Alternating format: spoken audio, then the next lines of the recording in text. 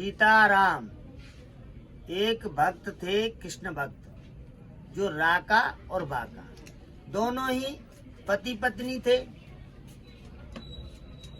पति पत्नी थे, गरीब थे, रोजाना जंगल जाते थे, लकड़ी बीन के अपना प्रण करते थे। नामदेव जी बोले, भगवान ये दुखी हैं, नामदेव आपके भक्त हैं, राका और बाका दोनों भक्त हैं, इनको कुछ न कुछ आप करिए, कुछ न कुछ धन दे दीजिए। पानकी भाई मैं कुछ खूब कहता हूँ, ये लेते ही नहीं है। मैं कहता हूँ ये लेते ही नहीं है। भगवान नामदेव जी बोले, अरे भगवान आप दें और वो ले नहीं, इसका प्रमाण दीजिए। पानकी चलो, एक दिन वो गए और जंगल में जा रहे थे दोनों ही, तो उनने स्वर्ण की थैली रास्ते में डाल दी। स्वर्ण की थैली डाल दी तो राका और बाका दोनों पति पत्नी अब जा रहे थे, तो स्वर्ण की थैली को देख के दोनों ने ही मिट्टी डाल दी। मिट्टी पर मिट्टी डाल दी तो दूसरे का धन मिट्टी समान समझते थे और मिट्टी समान समझते थे।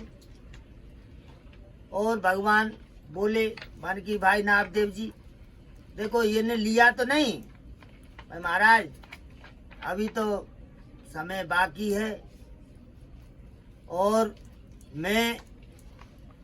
हम और आप चलते हैं और कुछ सूखी सूखी लकड़ी हैं, उनको जंगल में तोड़ के और गट्टर बना के रख देते हैं।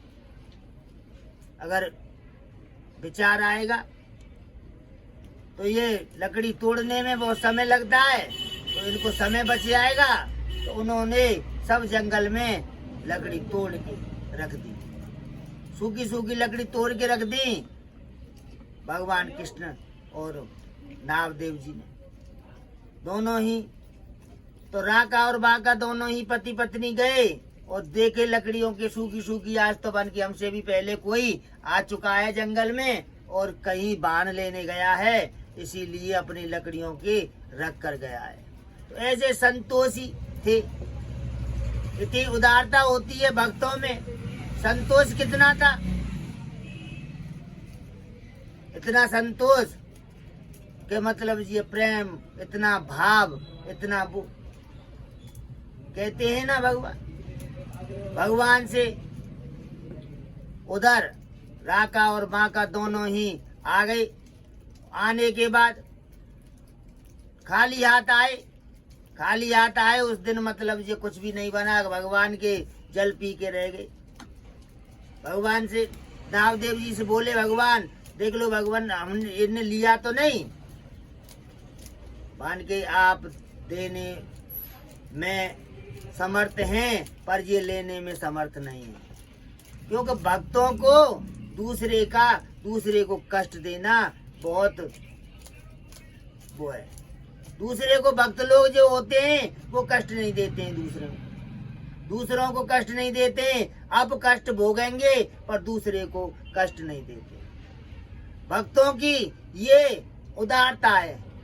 भक्तों की जब ही भगवान ने नामदेव जी से कहा, नामदेव जी मैं भगवान तो हूँ पर भक्तों के चरण धूल से पवित्र होता हूँ। मैं भक्तों के पीछे पीछे चलता हूँ।